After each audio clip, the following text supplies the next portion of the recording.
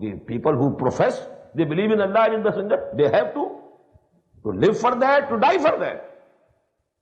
So call for jihad. And if you shun from jihad, if you shirk from it, then you are not Muslims, not you are Mu'mins. Go and sit there. قُلْ إِنْ كَانَ آبَاؤُكُمْ وَأَبْنَاؤُكُمْ وَإِخْوَانُكُمْ وَأَزْوَاجُكُمْ وَعَشِيرَتُكُمْ وَأَمْوَالٌ اقْتَرَفْتُمُوهَا وَتِجَارَةٌ تَخْشَوْنَ كَسَادَهَا وَمَسَاكِنُ تَرْضَوْنَهَا أَحَبَّ إِلَيْكُم مِّنَ اللَّهِ وَرَسُولِهِ وَجِهَادٍ فِي سَبِيلِهِ فَتَرَبَّصُوا حَتَّىٰ يَأْتِيَ اللَّهُ بِأَمْرِهِ وَاللَّهُ لَا يَهْدِي الْقَوْمَ الْفَاسِقِينَ.